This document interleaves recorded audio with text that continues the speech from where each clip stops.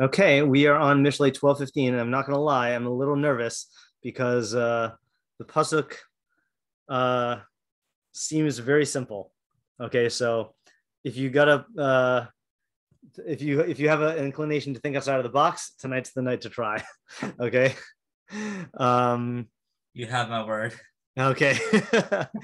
Derech Eveel Yashar Be'enav V'shomea La'etza Chacham. It is the way of an Eveel.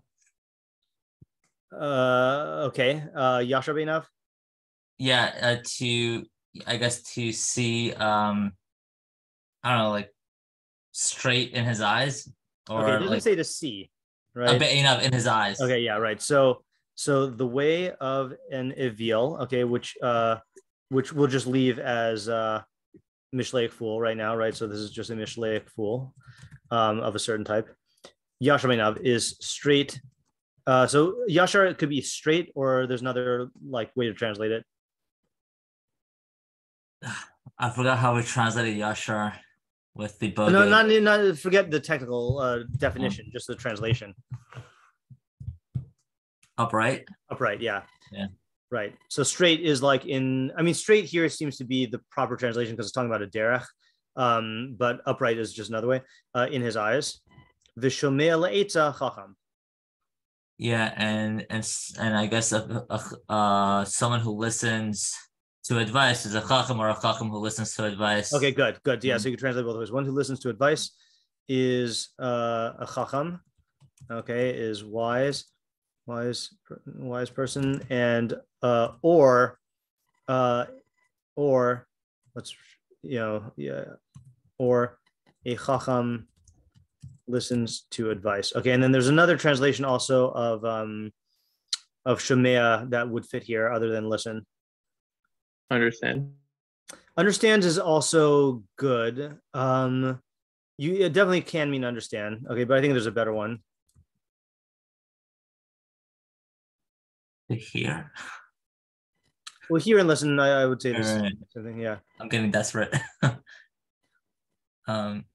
There's three translations for shomea in general. There's listen, hear. There's understand. Hear, understand, agree, accept.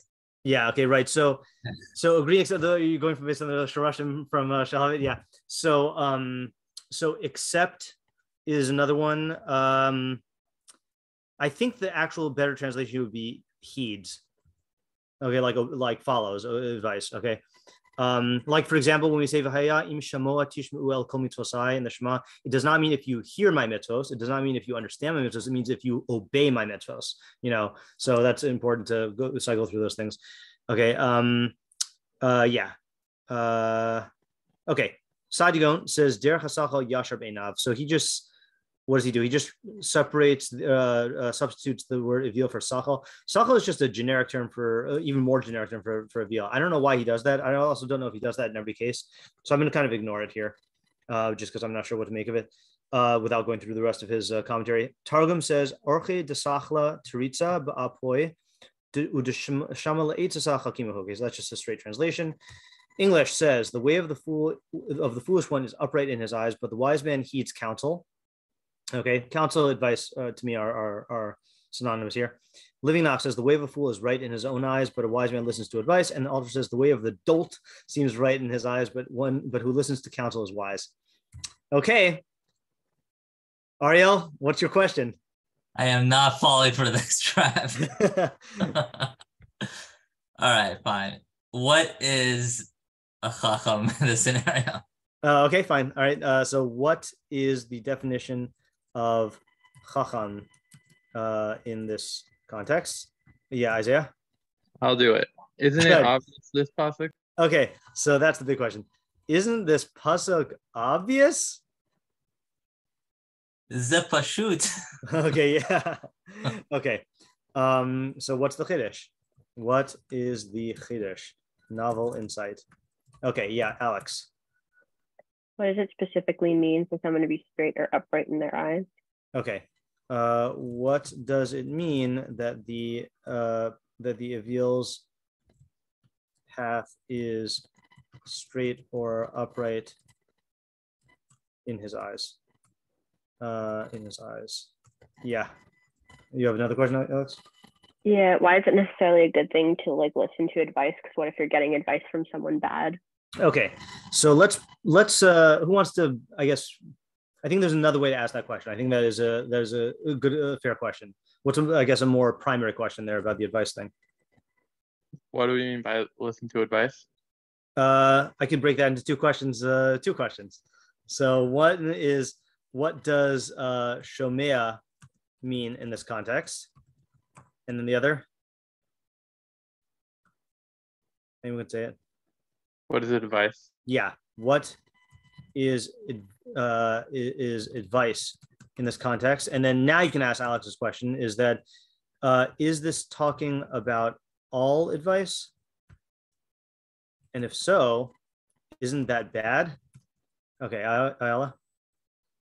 What does it mean, the derech of the Eveel? Like, Okay. what is that specifically? Yeah. Bad? So what does derech, okay, way or path, mean in this context? Ariel? Yeah, I guess what's the Havamina? Yeah, that's part of this question. Oh, okay. Yeah. Right. What is the I'll list it though? Hava Amina. Okay, Amina. Okay, yeah. Yeah, Rifki. Yeah, I'm just clarifying the in his eyes, that's the Eveel. In the Eveel's eyes, yeah. Okay. Yeah, Chizkiah. I'm not sure if you said this for the advice part. Does it matter? Let's see. Okay. Does it matter who he's taking the advice from? Meaning, like, even if it's good advice objectively, does it matter if, or can you even know that if it's coming from someone who is either a Chacham traditionally or known to be one, or a Rashi? Okay. So it doesn't matter who the advice comes from. We'll put that as the broadest possible formulation here. Yeah. Okay. What else? There's more questions here. See, this is where the strategy of asking all the questions comes in especially handy, because it prevents you from just jumping to the simplest idea. Hopefully, yeah, Rifki. Did we ask why we're talking about an Eveel here? No. So can you be more specific in your question? I guess what I'm asking is, like, why are we specifically choosing an Eveel to use as an example in this situation? As opposed to what? As opposed to a seal or... Okay. Okay. All right. So the question is, so what's the more primary question before you can even ask that, though? What is an Eveel? Yeah. Okay. So what is an Eveel in this context? Okay. And then you can ask, what is the definition? What is the definition of Eveel in this context? Let's put this up here. And then why does the pasuk focus? I'm going to make this into a question on both halves. Okay. On Eveel versus Chacham specifically, as opposed to other archetypes. Yeah, Isaiah. So why would the pasuk specify Einav and not like low or something like simpler? Okay, so yeah, yeah, I'm gonna tack that on here. So what is the implication, the specific implication of in his eyes? Yeah, Ariel. Yeah. Are there different types of Eveelim and Chachamim? That's a good question. I guess that's part of why I like asking the question of what is an Eveel and what is a Chacham, because these people are multifaceted, and so conceivably you can have a lot of people. Let's say, for example, I'll give you an example of Mishlei. Mishlei personality that is multifaceted. The late is defined as someone who is Zayd and a Yahir. He is malicious and he's arrogant. So you might have certain psukim that emphasize one quality over the other. So same thing here is that these guys can have multiple qualities, and the question is which one's being emphasized here. Yeah, that's a good way of framing my question, because like you could have a Chacham, but just because you're a Chacham doesn't mean you're a Chacham in all areas. Right. So right. Yeah. Yep. Good question. Okay, Alex. Sorry. How do the two clauses contrast each other? Okay. Yeah. Yeah. So how are the two halves opposites or related to each other? Yeah, Chizkiyahu? Yeah. So for Yashar, specifically that aspect of in his eyes, is it someone who he's just ignorant and he thinks what he's doing is good, or can it just like necessarily, or can it just be someone who doesn't even necessarily consider what he's doing? Like he knows it's morally not it, whatever. He's not even considering that in the first place, and it's just he just wants to do it without any further thought. Does he have like intentional, I guess, about his what he considers yashar? Okay, so I'd say like half of that question is probably going to be included in 5. So I'll say like to what extent is he aware of this uprightness? Yeah, and then I think another half of your question was what causes the Eveel's path to be straight or upright in his eyes? Yeah, Ayala? This is on Alex's question, but is it saying that because the Eveel's path is straight in his eyes, he doesn't listen to rebuke, and the Chacham's path is not straight in his eyes, and that's why he does listen to rebuke? Okay, that's a good question. All right, so let me. I'm going to actually make that into another question, which is, I'm going to put this over at the bottom. Okay, so our code word for this is wait, is this our code for it, or am I thinking for the other one? Hold on a second. Yeah, is this an ABCD pasuk? Okay, right. So our what we mean by that, I'm just going to go through this because I haven't been through it in a while. The example, and the Rבינו Yona, I think, says this outright on this pasuk. In the first pasuk in the book of Mishlei proper, in chapter 10, it says, hold on, let me make this bigger. It says, Ben Chacham Yisamach Av Ben Ksil Tugas Imo. I'm just going to type this out on the notepad because I don't want to put it in the document. So it says, a wise son brings joy to his father, but a foolish son is his mother's depression. Okay, so depression. So there's 2 ways to learn.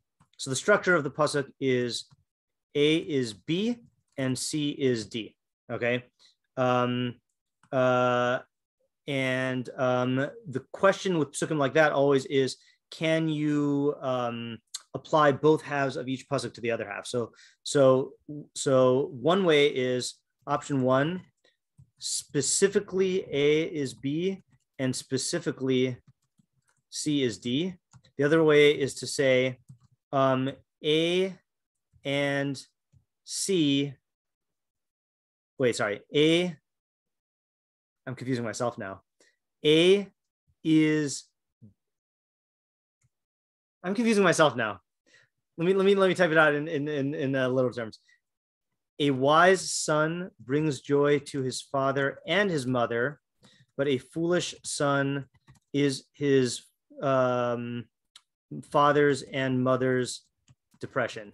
You kind of like you mix and match the 2 halves of the pasuk to make a fuller sentence, and the only reason Shlomo would write it like this is because he has to be concise, So what Ayala is asking here is, let's just call this the full reading.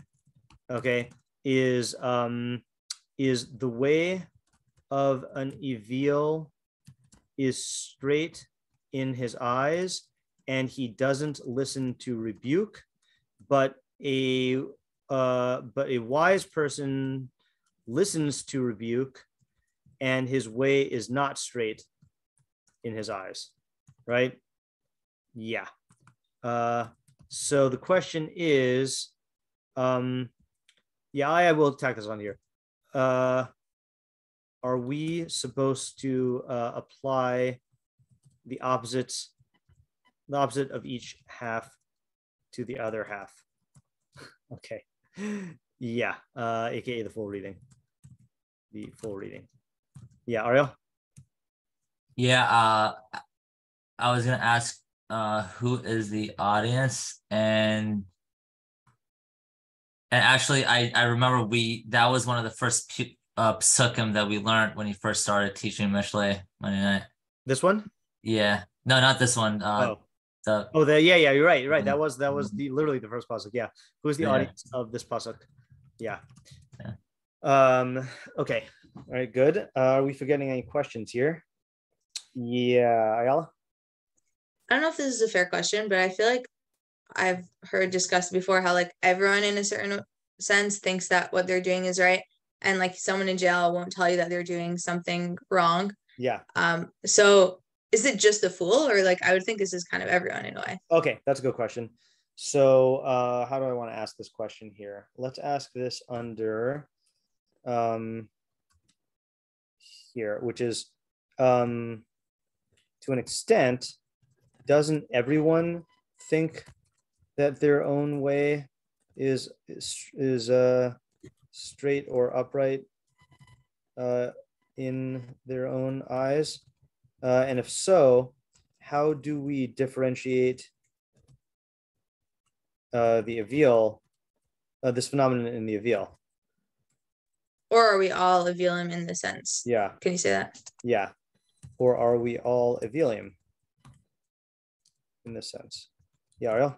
Yeah, I guess just piggyback off of that question. I mean, like, why do we exactly feel that we are always, right? Where is that coming from?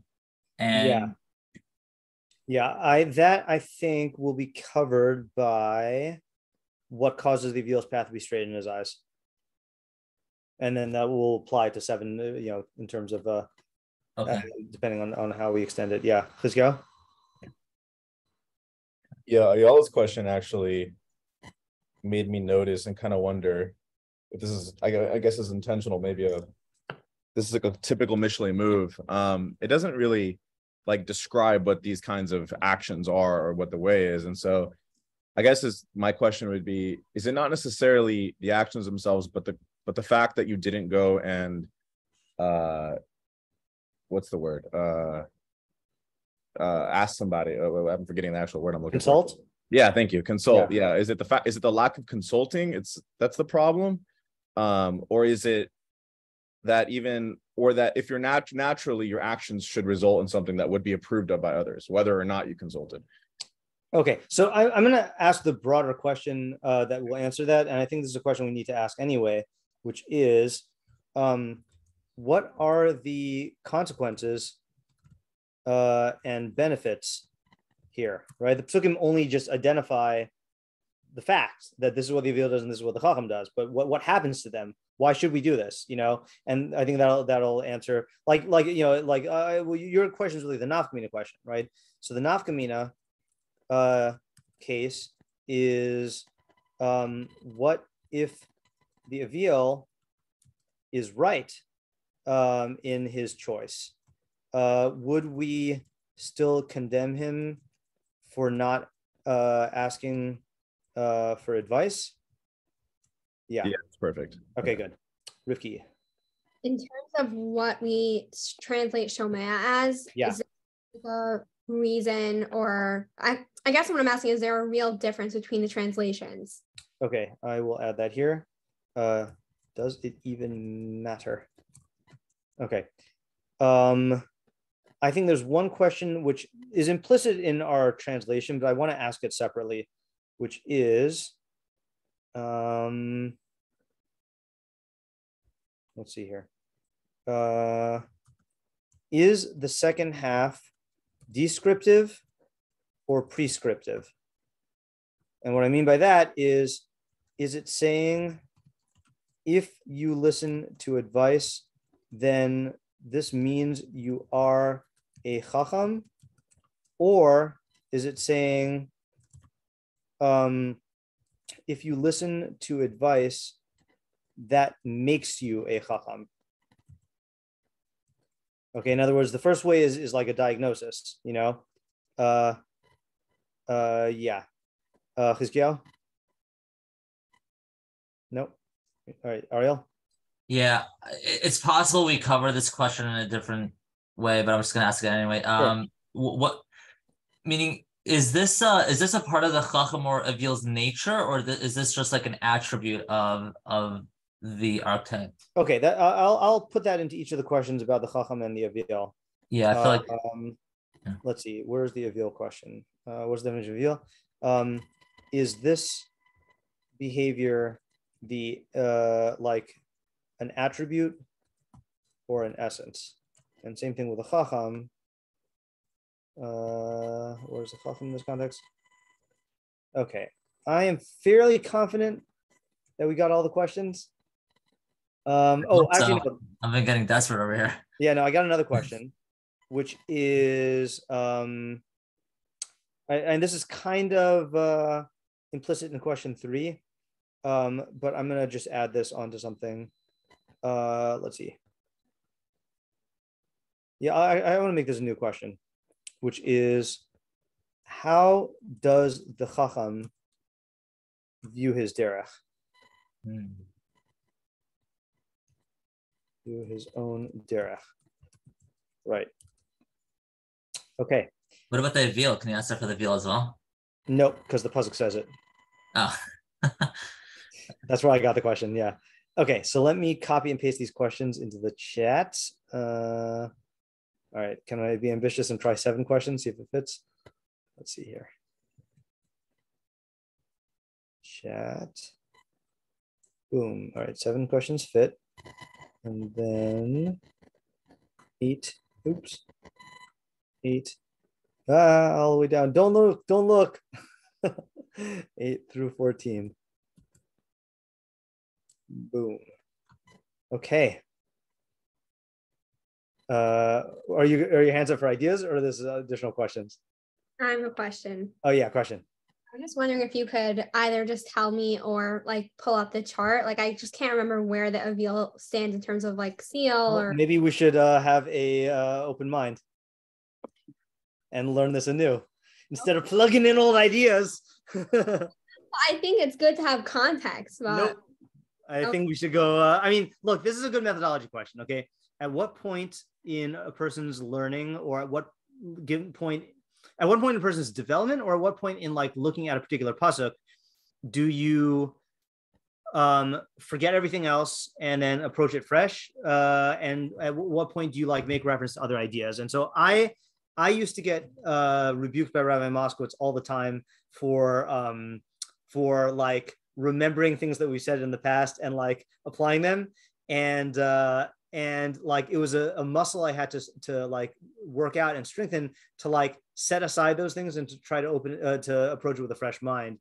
But sometimes like you can't help it, or sometimes like you need the help of the other definition. So I'd say here, because I was actually looking, when was the last time we had a Chacham pasuk? Okay, and I did not look at the last time we had an Eveel pasuk. Let me just look at that. Eveel. All right, so we have another one next week. Okay, yeah, we had a Chacham pasuk and an Eveel pasuk at the end of 11. All right, so I think that's the only one we've done this year that had a Chacham and an Eveel. And the next one also had a Chacham. And then in 10, we had a bunch. Yeah. So I think I would suggest that since we haven't had one in a while, let's just try to like, rely on your intuition and see where it goes. Alex, you have a question or an idea?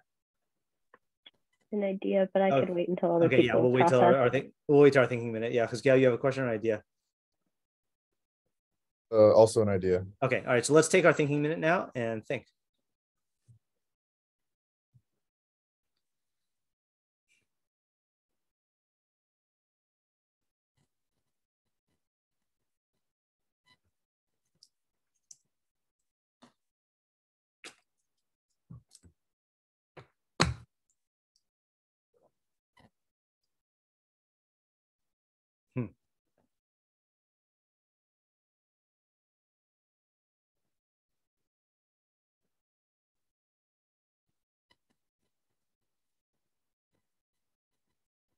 Okay, I have a new idea now. Also, all right, good. I'm glad. I'm glad this works. I yeah. All right, whatever. Okay, let's go, Alex. Gotta find that mute button.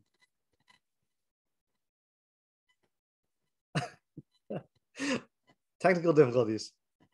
Okay, so let's go with Chizkiyahu first. I think that's what Alex is signaling. Go ahead, Chizkiyahu. Wait, my mouse is working again. Oh, your mouse wasn't working. I'm sorry. Okay. Yeah, I was trying to click on mute, but my mouse was not here. Okay. But I'm back. Right, Can't be silenced. Anyway, so my idea was wait, I actually typed it out, so let me read it. Ooh. So I was thinking that a Mishlei fool is somebody that will do everything in a way that they perceive as perfect, but it could potentially be like overly strict because they're not really knowledgeable in what they're doing. Interesting. Versus Okay. a Chacham being someone that'll listen to advice and it'll make their life easier instead of blindly assuming what is correct. Okay. So like I had like different examples of Sure. like things that could go into that. Like Yeah, sure. Potentially say like secular tax laws. Those laws are there in place, so you don't necessarily have to be like having all your money go to taxes. And if you're somebody that does your taxes alone, you'll, you know, potentially be like losing out money you could have kept for your own livelihood. Mm-hmm. And then I thought of like a halachic example of like someone who like keeps nida, who potentially does things to the strictest level that they don't need to be doing, like with the laws of staining, so they won't go to a pasuk to like find out what they actually need to do, and they make their life harder. Okay, potentially. so I definitely agree that the two phenomena that the phenomena you're describing happens. I think my objection to this as an interpretation is twofold. One is I don't see where in the pasuk that comes from. You know, I see that the yashar is straight, but you're saying that straight here equals like striving for a standard of perfection that's not based on actual knowledge. Yeah, so that I'm not convinced of that as an interpretation of the like as a read. But additionally, I don't think that the majority of people, I think that what you're saying definitely can happen, but I think many people are going to err on the side of permissiveness over like strictness. And I granted there's certain areas where, let's say like in halacha, a lot of people will err on the side of being strict, but I know a lot of people who, when they're in doubt, will go on the side of of permissibility, you know. So I don't see the I don't find it convincing from a reading standpoint or from an idea standpoint, even though I agree with the phenomenon that you're talking about. Yeah. Okay, Chizkiyahu. Okay, sorry, just barely finished writing my thing down to time. Okay. Oh boy, everyone's writing it down. It's making me fresh. I usually have. I've started doing that more. Okay, no, it's good practice. Okay, so I'm just gonna read this real fast. So, okay, however you say it, the Eveel, or how do you say it? Eveel, yeah. The Eveel thinks his methods / intuition alone is good. So he doesn't seek advice neither on his conclusions or even his methodology for how he got to those conclusions. Okay. So that's why it calls it derech. Okay. While the Chacham has a humble like approach, or like he reserves judgment. So he does not judge his methodology / derech as yashir at all, but is always open to being corrected and shown his blind spots in like, you know, where maybe his thinking went right or wrong. And so at first, as far as the question of attributes or essence, as far as I'm understanding the question, at first it starts off as an attribute, but this will then become an essence of the person through like a repeated confirmation bias, like the error actually, or either the error makes you dig further into that kind of thinking, or the success of the Chacham also shows him, oh wow, like I constantly see how I miss things. And then there's a couple sayings that I think of that make me think of this kind of thing, which is one is sort of one I sort of came up with is the ignorant are the least aware of their own ignorance, and vice versa is true. And also there's the common saying, which is those who know don't talk, or those who talk, but those who talk don't know. Right. It's kind of like a Okay, so you know what I want to do? I don't know if it's going to work out for all of them, but just as I hear it, I want to point, since to me the biggest question on this pasuk was what's the chiddush. I do want to highlight literally if there is a if each idea that is said tonight has a chiddush point. So Chizkiyahu's the chiddush point is really in derech. Okay, and I'm going to phrase the idea you said that way. Okay, I think you'll tell me if that's the idea. So granted, the Eveel will think that his particular decision is right, but the chiddush of the pasuk is that he has a blind belief in the correctness of his methodology of arriving at that decision, so much so that he doesn't even examine it, right? So is that capturing like the point that you're talking about with the derech? Yeah, and just as I guess as a result of that, it's almost like a I don't know what the right terminology, like self-fulfilling prophecy or something. Yeah, no, I know what you mean. It's going to a loop that he creates for himself. Right. It's a vicious cycle, right? Right. This will create a vicious. Ooh, I like something. Okay, there's something else I like in this. I'll say it after. A vicious cycle, compelling him to make the same types of mistakes again and again without realizing it, because even when he sees that he gets bad results, he'll attribute it to either forces outside of himself or his particular judgment on this particular matter, not the methodology as a whole. Meaning, can I clarify what you said the last part right there? Yeah. It sounds to me like, because I think this is what I would say too, now that you brought that up, that he would attribute the mistake to, oh, I didn't follow my own derech the way I would normally. Right. That's actually good also, right? Yeah. And then also, I guess this is in a sense, an Eveel is both a starting strategy and then a thing you become. Okay, so I'll tell you what I really liked about your idea saying it this way. Actually, let me type that out first. In fact, he will likely say, I didn't apply my derech completely enough, and that's why it failed, right? So to use a charged example of this, which I'm guessing Rivki's gonna like, but I don't know other people, is like, anytime you point to someone, you're having an argument about communism, and you point to like, how all the communist societies not have only failed but have resulted in like horrible atrocities. What is the one answer they say? It wasn't done right. It wasn't done right. That wasn't the real communism. Exactly. Right. It's like the no true Scotsman policy. Exactly. It is the no true Scotsman. All right. Now, this is what I really like poetically about Chizkiyahu's approach. I think this answers our question: why doesn't it state the consequences? And the consequence is that you further this derech. Okay. So I'm going to write that out. And so perhaps this is why the pasuk doesn't state the consequence.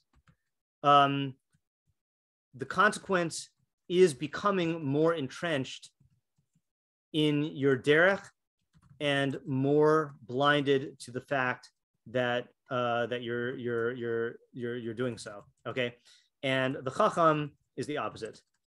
Is that that he even when his particular decision is correct, he will constantly be examining his own methodology, and subjecting it to outside opinions to compensate for his own limitations. This will result in a virtuous cycle where he continues to perfect his methodology because he's constantly on the lookout for ways to improve.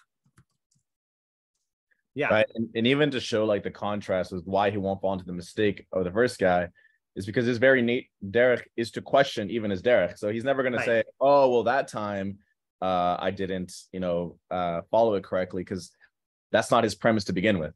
Right. This is built in to his derech, which is to question his derech. Yeah. Right. That's really good.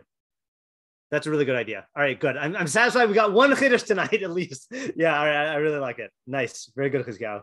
Okay, Rivki. Yeah, I really like that idea also. Yeah. I think like there are like aspects of what I want to say that are similar, but I think that like the framing is a little different. Sure. So I was thinking that in terms of the advice, I wasn't thinking that this person, both people are seeking out advice. I was thinking that the context was that these people are given advice and then what they do. Okay. Yeah. So like everything else I would say is very similar in my head, that like the way of a person who's an Eveel is that if they're given advice, like let's say on an essay or whatever it is, that it's not even advice, like that's like literally it's constructive criticism for a purpose. So let's say you're given, advice on an essay and your preference is like, oh, like, you can really tighten this argument. And then the Eveel would say, you know what, I really disagree with this. I don't trust this person. And obviously that's a mistake for a lot of reasons. One of them, they likely know more than you. So he won't take that advice because in his own eyes, he thinks that his way is smarter and better because he only sees his perspective. And I think it also uses Eveel and not a Russia or anything like that. Not Eveel, but because he's not necessarily doing it maliciously, but he's really doing it because he thinks that it's the right thing. Mm-hmm. Okay. Yeah, go ahead. Kind of the same, like the Chacham does take that advice and he understands why it can improve or how he can use it to improve what he's doing. Okay, so I think what I'm going to do is like this, and this is going to be a move that I don't usually do. So I'm going to write down just the root of your idea because I have a feeling that we're going to see different ways to develop that idea or extend it. But the essence of your idea and then the difference between this and Chizkiyahu's is this is about how each of them takes advice, right? And I think that stems from I assume this stems from the question that you asked, which is based on the full reading, right? That the Chacham listens to rebuke I said rebuke. Hold on a second. Why did I say rebuke instead of advice? Yeah. Right. Sorry. I guess from the fact that the Eveel, it's by implication saying that the Eveel does not listen to advice, right? Yeah. And that's the key point there, right? Okay, good. All right, so this is definitely an approach, and there are definitely meforshim we take that approach. Let's keep this here, and then develop it as we go. I wanted to say one thing, by the way, just going back to Chizkiyahu's.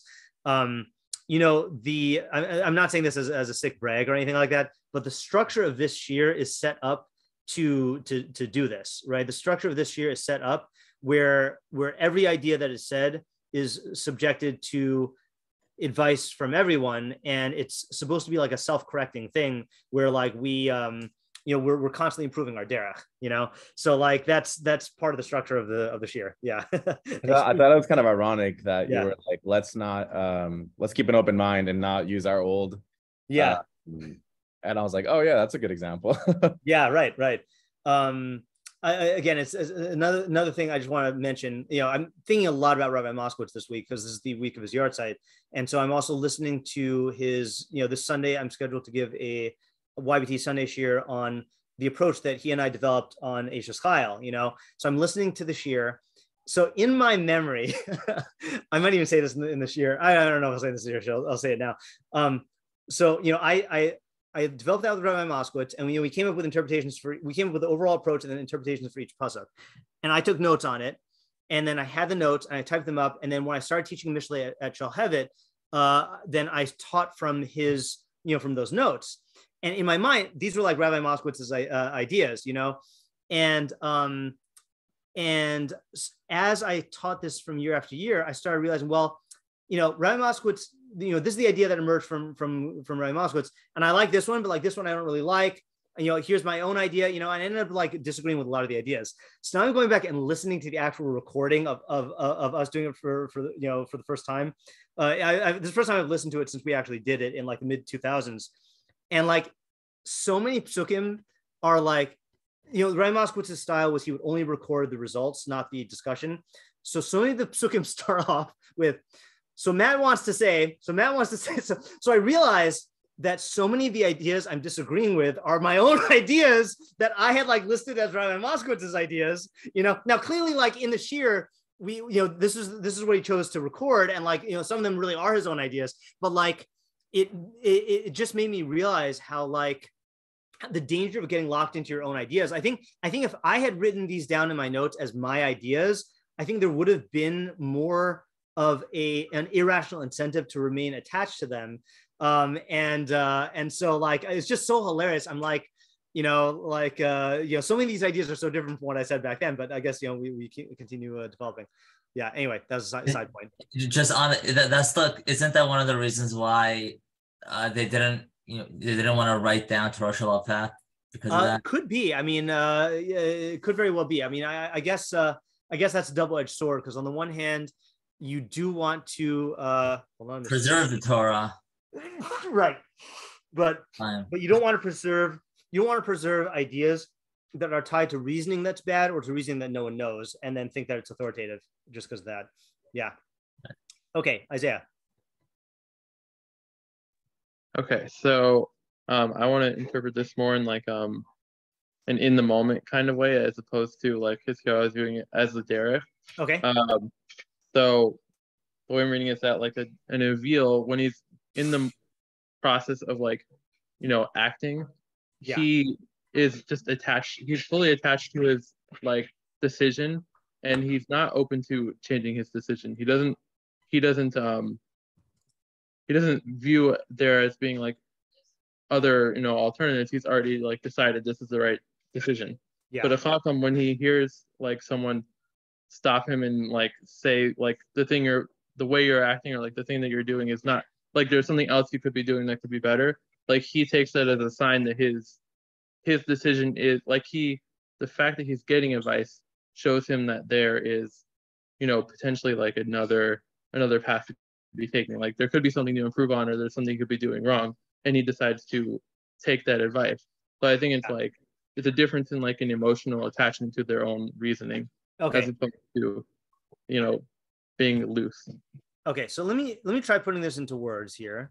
So this is not talking about their overall derech, but how they relate to their decisions in the moment. So the Eveel is I'm going to use this phrase, and I don't know if this is the best phrase, locked into his path of action, and that biased, I guess, maybe that's a word. What was that? Biased? No, I want to use the metaphor. That locked inness shuts him off to advice, right? Because he tells himself, this is my decision, right? Like a good example of this is like if you are, there are people who think that there's a certain career that's good for them, and so they start off on that path of school or on training or whatever, and then it's the what do you call the fallacy, the sunken cost fallacy, like if they're told, or if they see signs that this is really not for them, they just are like, well, but this is my decision, I've made my decision, but the Chacham, in contrast, the Chacham views life as this might be extending more than what you said, Isaiah, so I'm going to trust you to tell me if I'm reading into what you're saying or misunderstanding what you're saying. Yeah, what?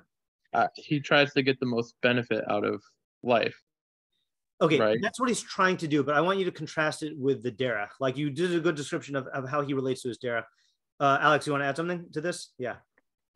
Yeah, when you're trying to extend the metaphor with the locked inness, I got a lot of like tunnel vision when you're like focused on one point. Yeah, that's actually a better term. Tunnel vision. Yeah. So here's what I want to say is the Chacham views life as a series of continuous decision making. Okay. So there's no phenomenon of, well, I made this decision, so that's what the course of the future is going to be, and there's no looking back. Okay. he's always receptive to input about the decisions that can be made going forward, you know. And this is not to say there are certain things that there's a point of no return, you know, like if you do decide to whatever, like, I don't know, like move to a different country, you might be able to move back, but like I was just telling you about this recently, Isaiah. There's a metaphor. I'm curious if anyone else other than Isaiah has heard this thing. So we've all heard the expression burning your bridges, right? So has anyone heard of the expression burning your ships? So I heard this on a Tim Ferriss podcast. I forgot the name of the guy who he was talking to, but the guy said that the expression comes from I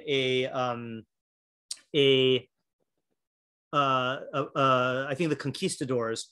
That I don't know if this was one time or this was a recurring thing, that when they came to the Americas and the captain had all of his men get off of the ships, and then they were attacked by like the natives, the captain said, not in every case, but the captain said, burn the ships. Okay. Because the concern was like, he wanted to make it clear that no, we have to actually like face what's going on here. And if you just run from this, then we're squandering the activity, or we're squandering the opportunity. So this guy on the podcast was asked, like, are there, about his decisions that, he's made certain decisions that like to change up his life. And he said one of the decisions he made that was burning his ships was he renounced his US citizenship. Okay. And the reason why was a good reason, which was he said that he found himself living in California and just not getting out of his comfort zone. So he wanted to do an irreversible thing to shake up his life path. So he renounced his citizenship.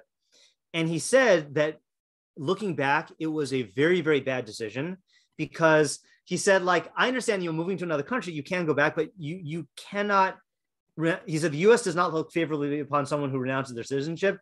And like, now there's just certain things he just can never do, or can never do at all. So, but here's the thing. The reason why I'm bringing this up as an example is that that's a decision where like he is still thinking about that and using it as information going forward for like other future decision making. The Eveel has this like not looking back type mentality, and that in order to be a Chacham, you need to have the willingness to look back at even these really, really bad decisions that you made and like see, are there things going forward? In fact, I think there's the Tim Urban thing that I shared on the on one of my chats. What was it? Hold on. Tim Urban, or if it's just Urban. No, I'll have to find it and send it to the Mishlei thing. Okay, it was a good graphic that represented this. Okay, so yes, the Chacham is always in the moments of decision making, and therefore he's always receptive to input about decisions going forward, because he doesn't have that same tunnel vision. Okay, Isaiah, first of all, am I deviating from your idea, and I am missing anything from your idea? No, that's good. I forgot that I want to say a little further. Yeah. Is that this is why the pasuk I think says like Shomea versus Be'enav. Okay. Oh, like, yeah. That's let me list that as a question, which we did not have, right? You'll remember what you're gonna say, hopefully. I'll just put this here for now. Why does the first half emphasize eyes and the second half emphasize ears? Yeah. And so I think, like, I'll go with the Chacham first. Since he's loose in his thinking, he's able to not only hear the advice and maybe act on it, but like analyze it compared to his original thought. So like he understands like everything that's involved. Whereas the Eveel, he just like places his eyes on his own derech and doesn't lift them. He just like sees what he thinks is right and goes with it. Okay. Whereas the first half.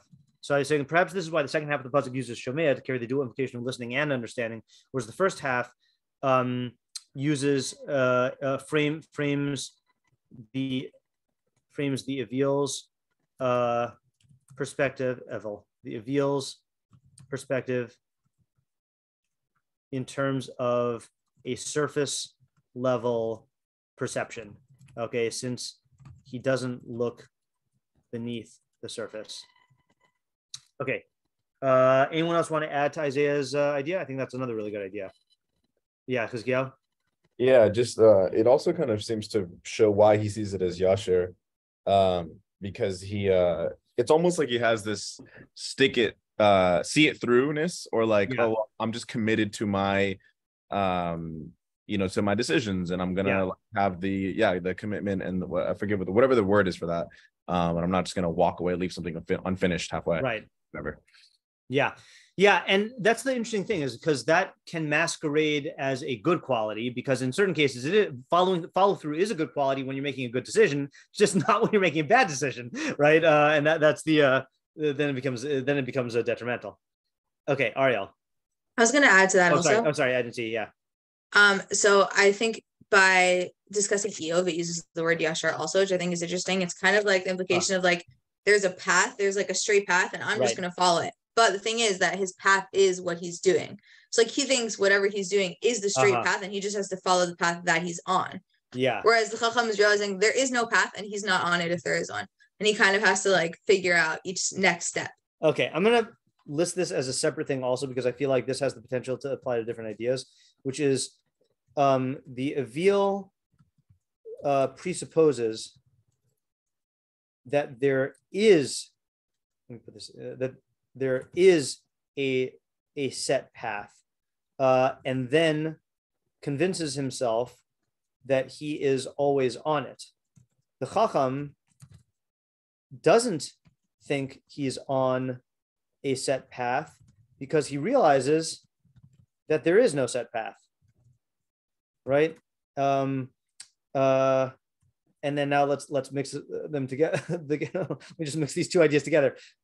As hold on a second. All right, well, I'll just add this here. As Bruce Lee's philosophy goes, just like Ayala said. Yeah, using no path, no way as way, having no limitation as limitation, right? In other words, there's no set path, and that's what allows. I was going to match this up with Chizkiyahu's idea that is why he's constantly questioning, or the fact that he constantly questions his derech is a symptom and a cause of his ability to do this. Okay, very nice, good. We got two chidushim. Yeah, Ariel. Okay, so the pressure, man. I'll be honest. I had an idea, but I just feel like it's a lot of the things that I'm going to say is going to be similar to. Okay, that's fine. I mean, you're not going first. The first step that I did make was that I think there are different types of chachamim. Okay. It is a spectrum, and you could be a chacham in one area. Like you could be a chacham and maybe have like a lot of facts and information, but you don't necessarily have the like the direction or the approach to answer those or those facts, like those questions or whatever. Right. So you should consult other individuals or seek advice to help you with that. And look, I this might be a chiddush, but I'm not so satisfied with it because I do like the other chidushim, because I do think that could also apply. Mm-hmm. But it's possible that just because you have you stumbled upon these questions or these facts or these whatever it is that's in front of you, you'll feel obligated as the chacham to try to resolve them. Okay, so let me write down what I think you're saying, and you can tell me if I'm correct. So first of all, you're only explaining right now the second half, right? For now, yeah, I'm gonna get to it. So a person can be a chacham in one area and not others.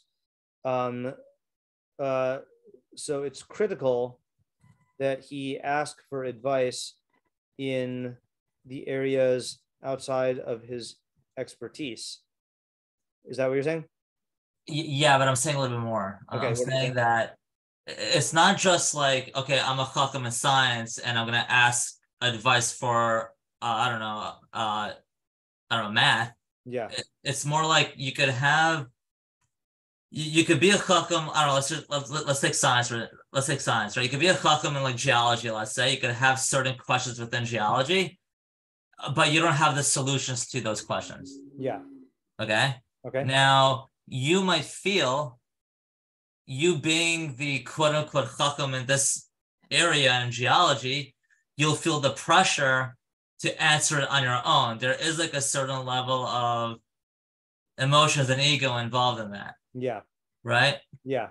But it's coming to tell you, no, you should listen to advice from other Chacham within the area, because you may not necessarily have everything that you need to be able to answer this question, or you just need other, frameworks to be able to answer this question or whatever. Okay. So, furthermore, he must not allow his his position as a Chacham to make him feel pressured into giving answers. Baseless answers. Say again? Baseless. Yeah, answers. Unfounded. Yeah, I'll just say unwarranted answers.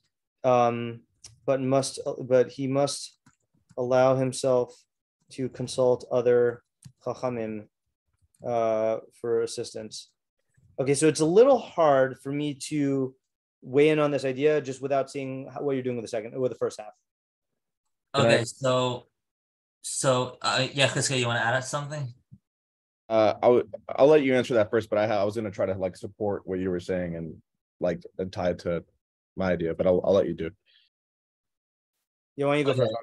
So this is the part where, I think that that it's possible we can use, I don't know, Chizkiah's approach, like the Chiddush, but I'm not really sure. But like the first half of the pasuk, with like in Eveel, like he's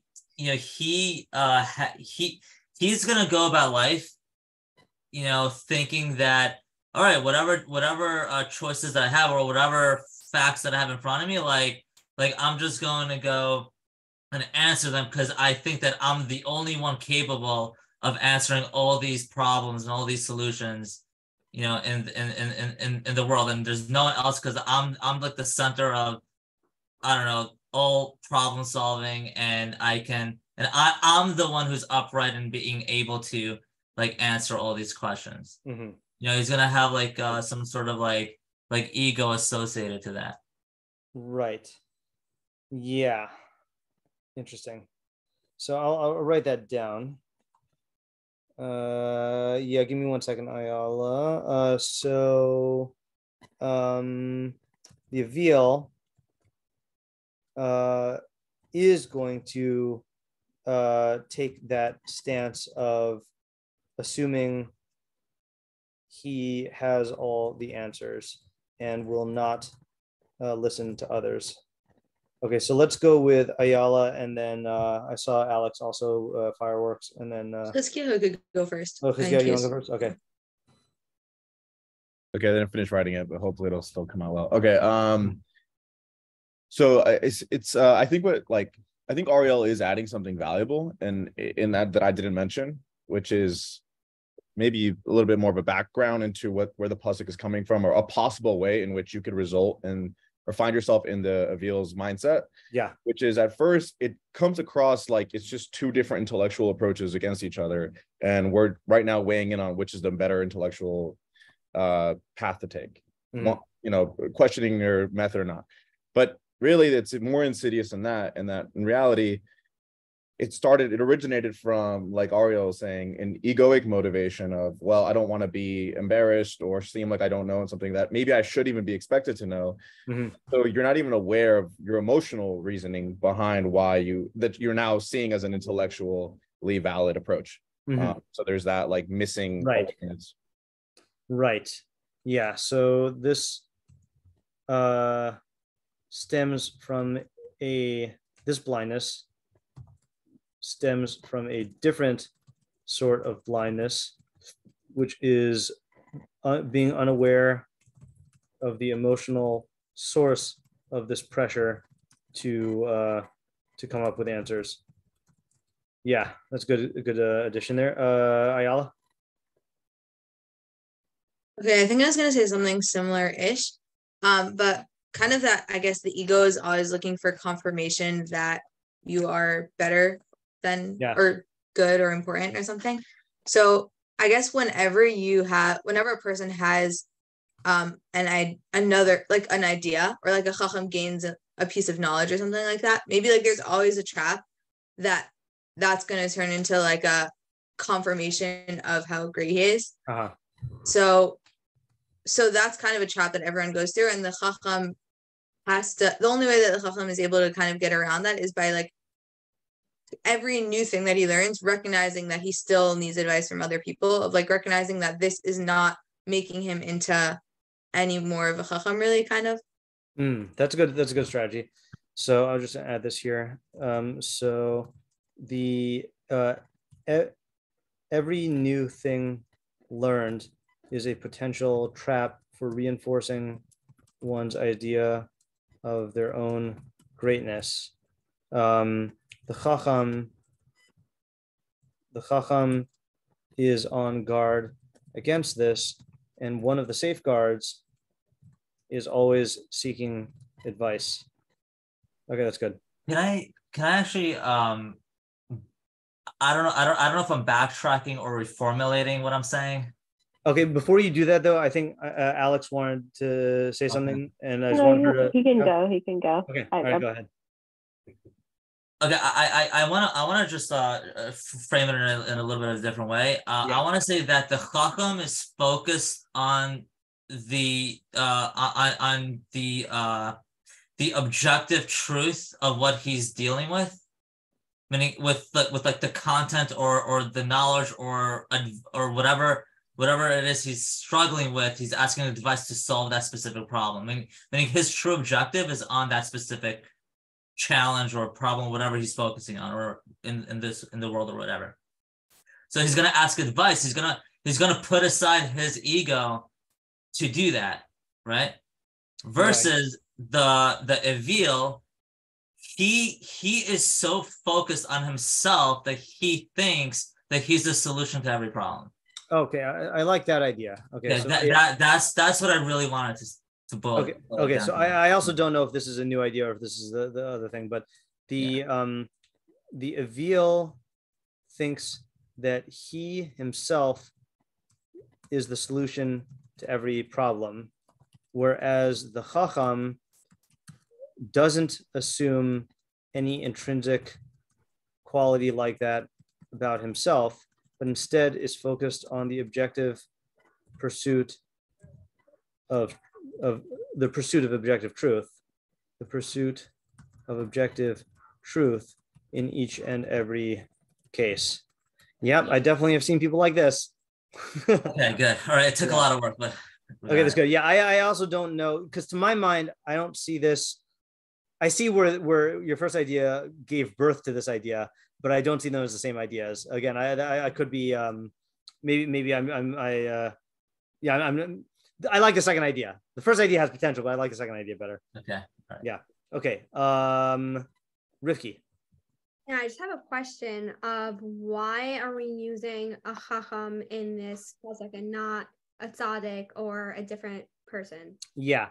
So I think that that this is one of the reasons why I like Chizkiyahu's reading and Isaiah's reading, because the emphasis here is on the way that they think, and it's true that the tzaddik thinks also in a different way, but the emphasis with the tzaddik psukim really tends to be on how he acts and what he does for the system. So I think Chacham is a fitting description here, but this is also why I like the approach that you started taking, Rivki, because the Chacham defined as someone who is a dependent learner, or someone who learns from other people, or Ezu Chacham Halom and Mikol Adam, like that would explain why it's a Chacham also.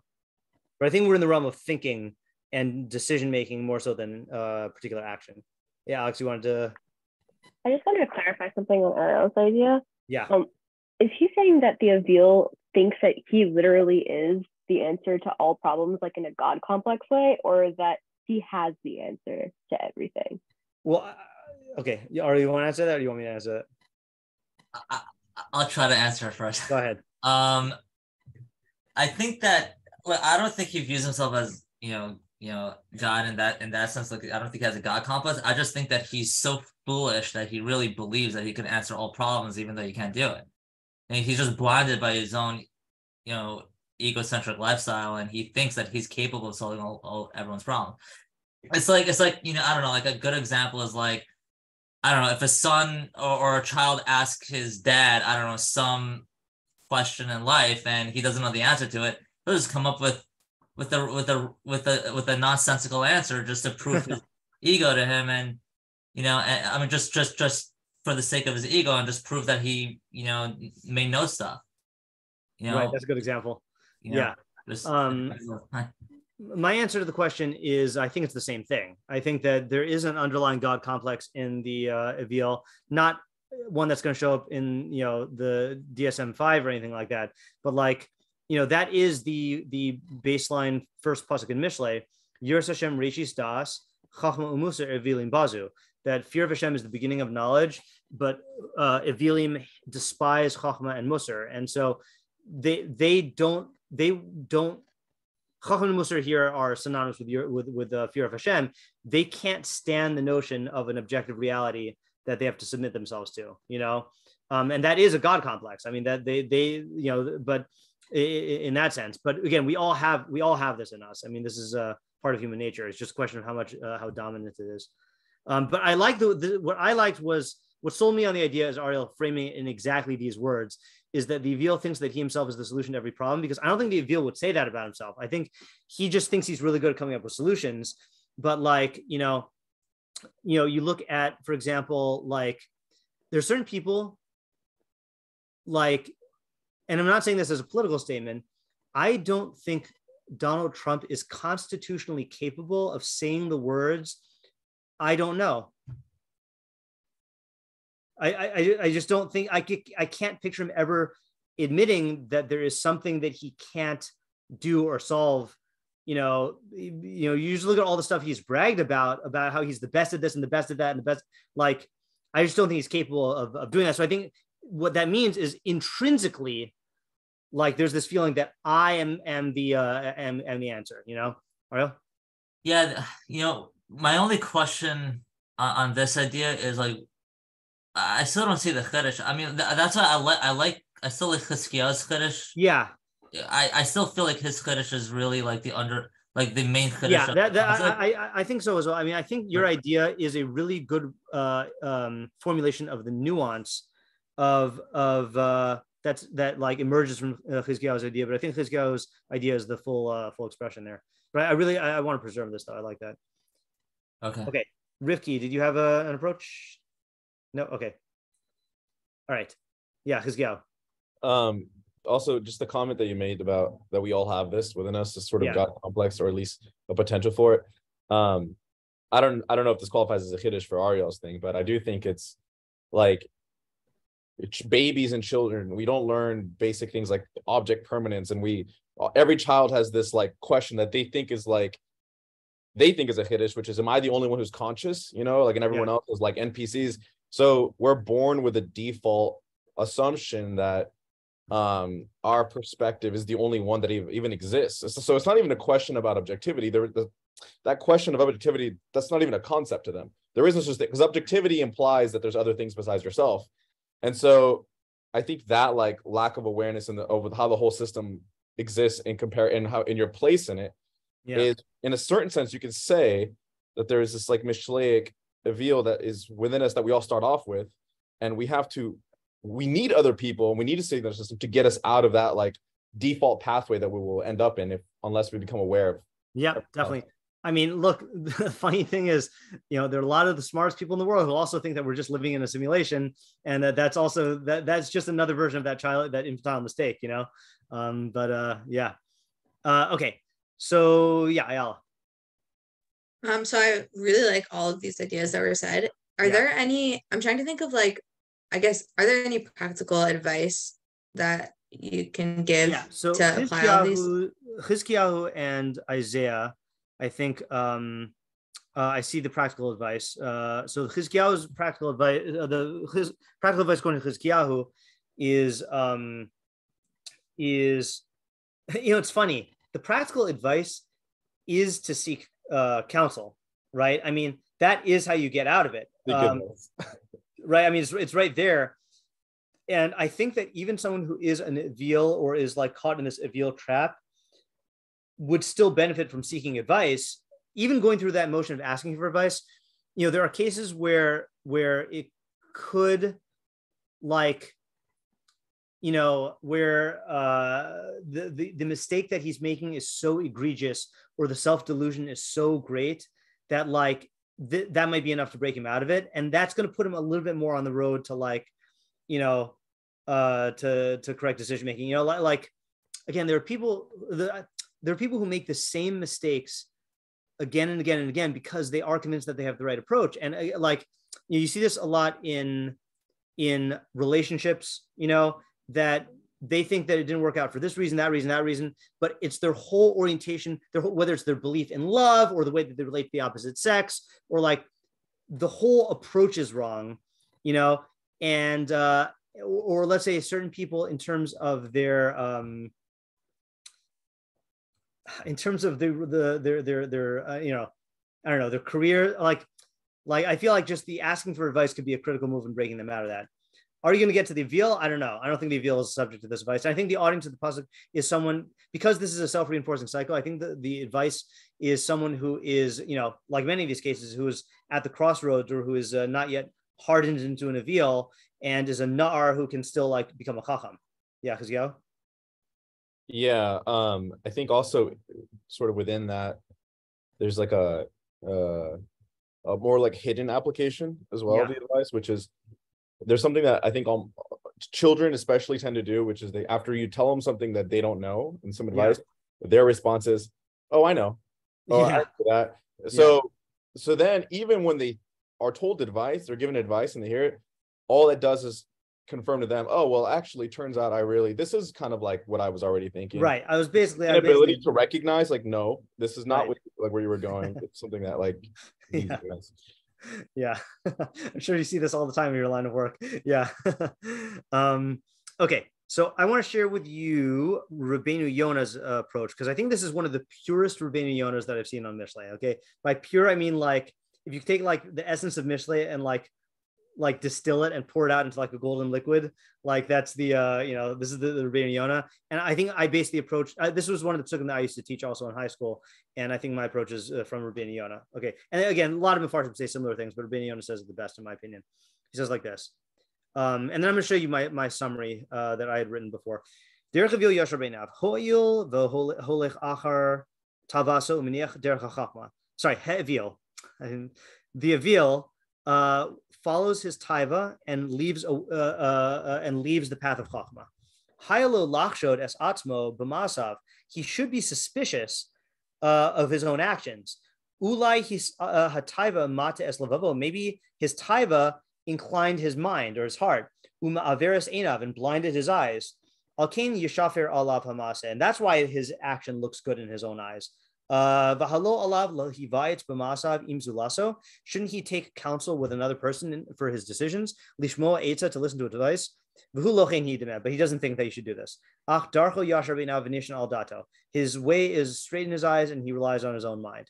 Okay. But one who listens to advice is a chacham. Maybe he may be learning as the chacham listens to advice. The chacham, even though he is qualified to rely on his own opinion, and in fact, many people should rely on his opinion, on his advice. He still listens to the advice of others in his affairs. And he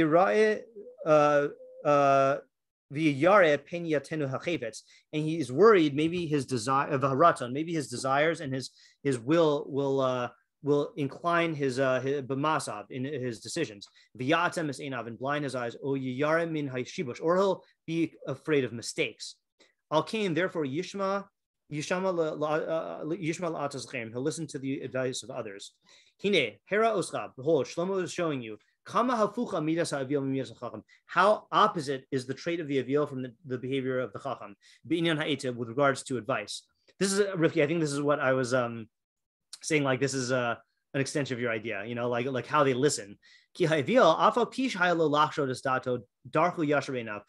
Eveel, who should be suspicious of his own decisions because he's an Eveel, his way is straight in his eyes. And the wise person, even though others can rely on his wisdom, he'll be worried about errors and confusions.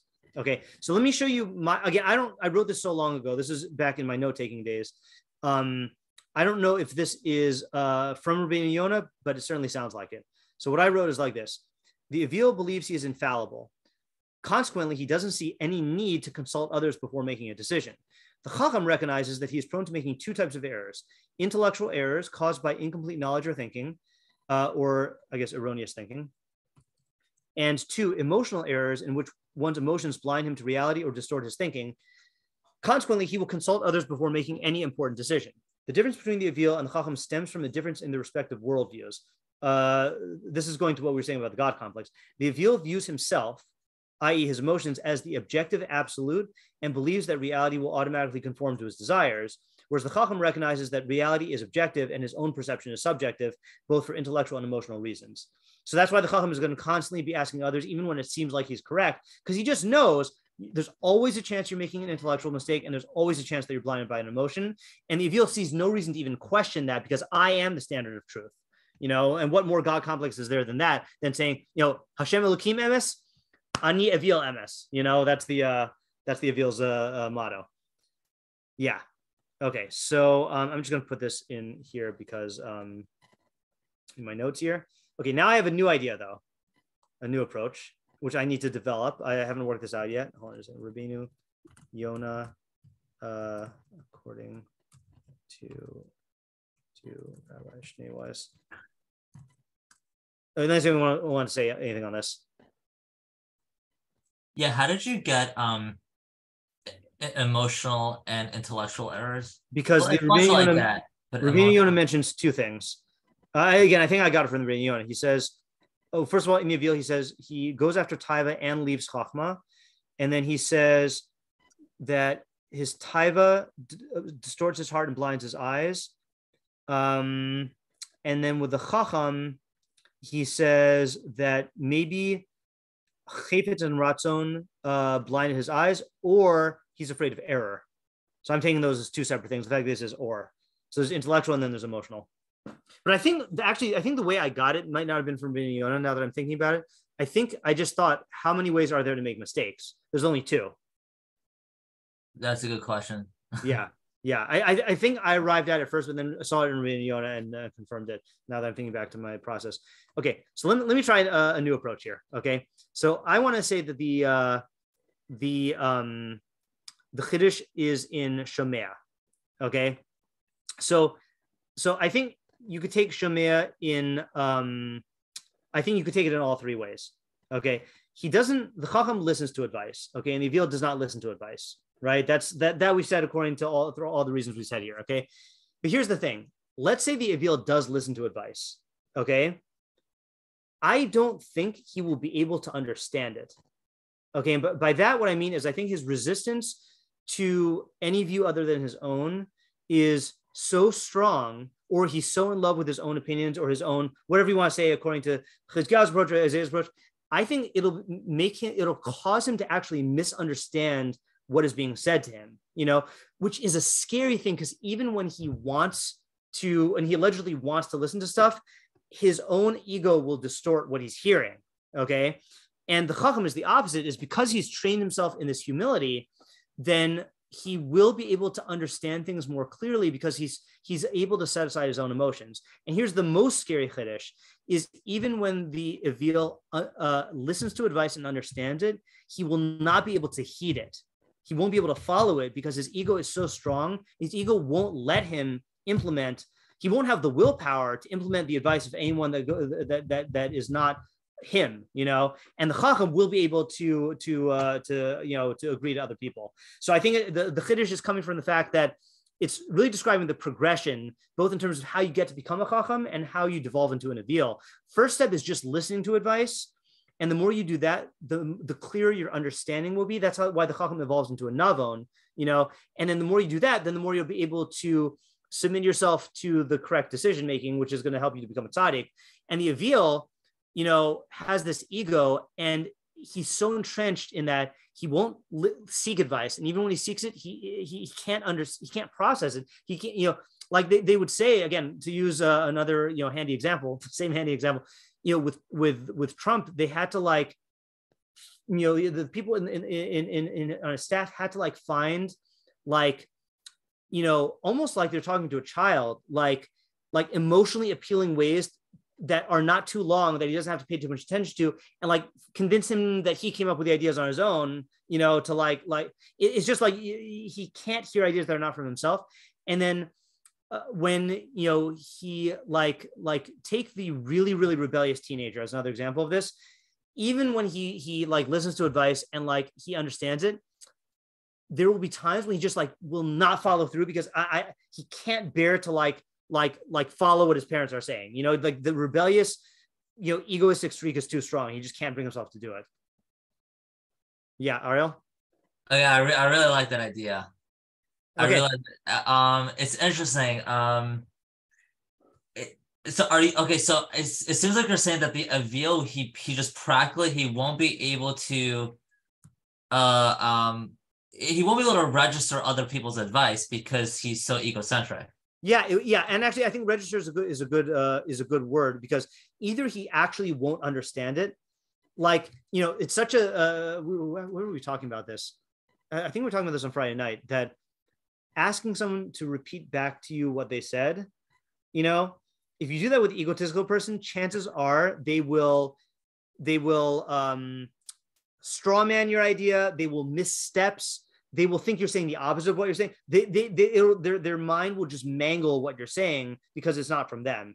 But then, even if they understand it, then you said it won't register. Like the reality of it won't register. It won't. It's just they can't see past the haze of their own ego. It's interesting you say that. Is it possible to have an Eveel that may recognize that your idea is a good idea, but he kind of just wants the credit for himself, so he'll rationalize. I think it's like what you said with Trump, he may rationalize in the future that he came up with it on his own. Yeah, it's definitely possible. Yeah, that was my example with I knew that, right, with the kid saying, yeah, I knew that, that was my idea. Yeah, so the Eveel won't listen to advice. Sorry, let me just say this. Because of his ego, he won't listen to advice. Even if he tries, he won't understand it, or it won't register, or he'll mangle it. And even if he succeeds in getting that far, he won't be able to bring himself to implement it, all because it didn't come from him. Okay, the Chacham actively, why does this keep on italicizing? Actively seeks out advice. The Chacham, who is humble, who I wouldn't say who's humble, who guards against his ego. Okay, I don't know if he's on the level of humility yet. Actively seeks out advice, and because he sets aside his ego, he can understand. He's poised to understand the advice, and because his ego isn't invested in the credit, he'll be willing to heed the advice. Oh, I want to say one more thing also. What the Mida Keneged Mida is, guess who's going to end up getting his ego hit the hardest? Is the Eveel. That's the Mishlei Mida Keneged Mida. Is the consequence is that the Eveel will make the wrong decision and look like a fool, like the fool that he is. Okay, Ariel? Yeah, I want to ask you a question. So for us as, individuals who interact in the world and society, and we come across Eveel all the time in our work, in our, I don't know, other places, how do you practically interact with an Eveel when that you have to, they have to listen to your ideas? Right. So I think, I think there are probably other pasukim that deal with that question on a much bigger level. But what we're saying here is that I do think that if you can convince the Eveel that he came up with the idea, then in some way, then those are your best odds, I mean, you have to sacrifice your own ego. Yeah. I mean, look, if you, okay. and here's the thing is that a tzaddik would probably do that if he saw that it would be the best decision for the system, Yeah. Okay. I have a great story for you later. Okay. Chizkiyahu? Yeah, before I said I was going to say that is kind of what a lot of our rabbis do. So I think what Chizkiyahu was trying to say, and then a way better thing than what I said, I'm like, it's right. And I'm like, yes, that's my rabbi in Atlanta used to always use this example. He said that when he was a kid, he had this tendency that whenever he would go to his friend's house, he would be so helpful to his friend's mother, and he would bring in the garbage, or take out the garbage and bring in the groceries. And yet when it was at home, it didn't occur to him, and he would resent, even he would hate, being told to do so. So it's not quite an advice thing, but there is an aspect of, I guess there's an aspect of suddenly the good idea and the good advice, the good thing to do, you only do when it gives you praise to your ego, but when it's when it's convenient for you. But when you're in the situation where it's like, well, this is just what's expected of you, so it doesn't come with some extra credit, suddenly it makes no intellectual sense and there's no reason to do it anymore. So you could even flip back and forth with this. Yeah, that's an interesting phenomenon. Yeah, it's gonna have to go through the ego, I think, for the Eveel, definitely. Right. Yeah, Ayala? Okay, so I was going to ask the opposite of Ariel's question. As the Eveel myself, I guess, how can I, or how would someone get to the Chacham place in this way of guarding against the ego? I still think that forcing yourself to ask advice is the way out. And I think the Rביnu Yona gave us the key is the Chacham tells himself, even though I am qualified and I think my decision is right, then I'm going to ask for advice. And I think you have to address those havaminas, because again, the first havamina that prevents you from asking for advice is I don't need advice, and so you have to address that and say, even though I don't need advice, then I'll ask.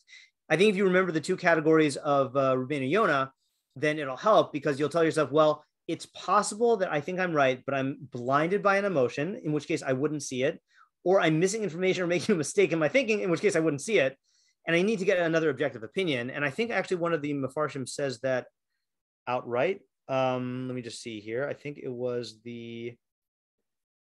so Rav Yosef Kimchi, that's the Radak's father, says, Derech Eveel yashar beinav v'lo yikabel etza me'acher. He won't accept advice from another person.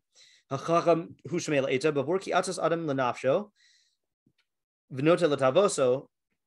Since a person is advising himself and he's inclined towards his own taiva, the ena shikula b'shikula das, and he can't, I think he means he can't accurately weigh with his intuition. The atzas adam acher she'ein tavasa b'davar, the advice of someone else who doesn't have those emotions in the matter, yishaklin b'mosei tzedek, that person can weigh it properly. Alkein alzeh amar bashir etza sha'al mikol zakein v'chol na'ar yesh es asher timsa etza be'ish ba'ar. That's I don't know what song he's talking about, but there's a song apparently that goes, a fool, Eitza sha'al mikol zakein v'chol na'ar, ask advice from every old person and every young person. Yesh es asher timsa etza be'ish bar. There are times when you can find advice in a fool. Okay, so even from a fool, you can ask for advice, because that fool might be a fool but isn't blinded by your emotions. And I definitely have talked to people who, this is getting back to one of the points Ariel made earlier about, Chachamim being in different areas. There are people who are absolute idiots, but they know their area really well. Let's say you go to someone who is, I don't want to say stereotypes without upsetting people, but let's say someone who is a, I don't know, from Perek Aleph Mishlei, a gang member who like is who robs and steals and cheats and like doesn't have a good job and like hangs out with a bad crowd, well, you know what? I probably would ask him for advice on how to navigate the streets. Like, like he probably knows that area pretty well, and he doesn't have my emotions in the area. Yeah. Ariel? Yeah, two things. One, what does it say? Ezehu Chacham Mishakol Mikol Adam? Yeah, Mikol Adam. Eveel will apply to that also, right? Yeah, right. Even from the Eveel, correct. And maybe like, I don't know, to answer your question, Ayala, about how to practically do this. Maybe like I don't know, maybe like if you have any questions or anything you need advice on, just make it a habit to ask someone every day. Just like strengthen the muscle, right? Let's strengthen the muscle, like that's like a very Hilchos Deos type approach to go to the opposite extreme. Yeah, and you know this, Ravishni, was like I try to have a rebuke session once a year. Yeah, it's true. Different people. Yep. Yeah. Yeah. Chizkiyahu? I was actually going to add to that as well, to what Ariel's saying. Another way you can strengthen that muscle is to do what you were saying teachers do, or people who are already do for us, which is ask somebody for advice or ask someone to give you their opinion on something. Yeah. And then when you hear something that you already were thinking, refrain from telling them, oh yeah, that's like what I was thinking. Just don't, because that's like where really you have that itch to be saying don't itch it. Right. That's a good strategy. That reminds me actually of so this was the guy, Derek Sivers. So he had an interesting thing also. This is an interesting technique because I don't think it is foolproof, but it definitely would help. And I've never done this before exactly. Let me just find it here. Is this? Yeah. Okay. So this guy was asked about mentors. Okay. So this is the, so Tim says, how would you suggest people ask mentors for help? So Derek Sivers says, here's what I do. I have 3 mentors. Anytime I hit a little dilemma in my life, I write a really good description of my dilemma before I reach out to them because I don't want to waste their time. My mentors are VIPs. I don't want to waste a minute. I don't want to waste a minute of their time. Okay. So first I write a really good description of the problem and then I summarize it. I summarize the context of the problem. I summarize my options and summarize my thoughts because I've got to make this succinct. I don't want to send someone a 20-page long email. I have to make this as succinct as possible. Okay, so Tim says, what does this in practice look like? Half page? He says, yeah, half page, bullet points for everything instead of paragraphs, as succinct as I can. Then before I send it to them, I try to predict what this person would say. Okay, each of those 3, right. What that mentor would say. I know the way this guy thinks. I've read all of his books. I know the way we've talked a lot. I know what he would say. So then I internalize that. Then I address those points I'm predicting that they would say I'm going to address Then I address those points that I'm predicting they would say, that I would say I'm going to address those in advance, again, to not waste their time. So Sim says, so when you say you address them, what do you mean by that? Derek says, kind of like how I said something 5 minutes ago, when you asked me, can you give me an example of that? Or how do you know this? I knew you were going to ask that. So here's my follow-up. So he's playing chess with himself, basically, with his mentors, though. You have an answer ready for whatever they might come back with. And then Derek says, but I include it in the initial summary of my situation. So in other words, he's adding to a situation and preempting their questions. After I've done that whole process, I don't need to bother anymore because the answer is now clean because I've just done the work of summarizing everything and imagining what they would say. So the punchline is, in truth, I haven't talked to my mentors in years, and one of them doesn't even know I exist. So at the end of the podcast, he invites people to email him. So I emailed him and I said, like, I understand the method that you're saying, but I said, like, have you really not had a mentor who is so much of a greater thinker than you in the area that you can't predict what he's going to say, even though you know his stuff. And I gave him examples of like Rabbi Moskowitz about how, like, I know what Rabbi Moskowitz would say about a lot of things, but I would still ask him because there's always this chance that Rabbi Moskowitz has a completely different way of looking at stuff. And so he responded, he said, to his credit, he said, yeah, he said 9 times out of 10, then I would know what they're going to say. And that's enough for me to make the decision to not waste their time. Now that's a decision. He's not saying that he knows for sure what they're going to say, but I think this is another good strategy. Again, I haven't tried this, but like, take someone who is your mentor. And I do think that in writing, this would be a better process, and write and say, like, write down as if you're writing an email to them, summarize it, then think what they would say and then incorporate it into your summary and then go back and forth, and then you'll probably, that will like be like an artificial way to simulate this this process. But I still think you should definitely ask them, but I think this is a good process to like rev up to it. Would you be able to send us this podcast? Yeah, sure. Yeah, thank you. Yeah, if I forget, then remind me. Yeah, Chizkiel?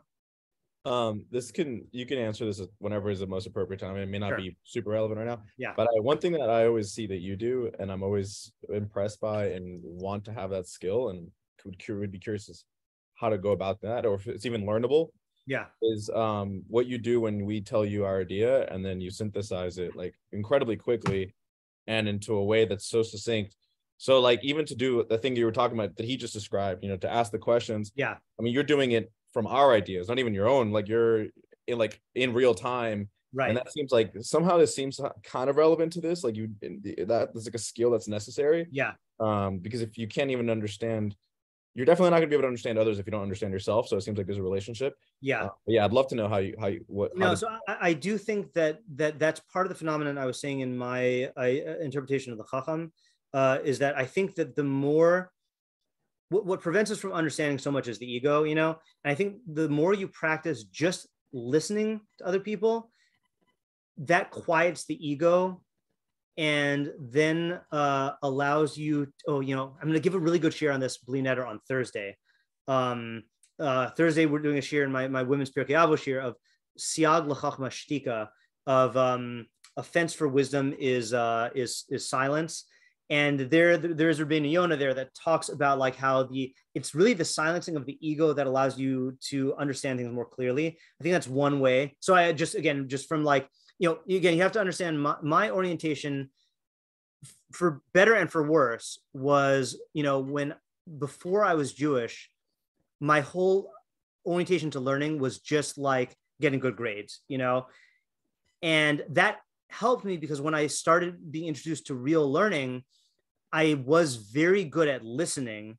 And because I was a ger and because I was learning everything from scratch, and because I had this lo lishma of I wanted to like catch up with my peers, I really was very intent on listening. So that helped me to become a good absorber of Chachma.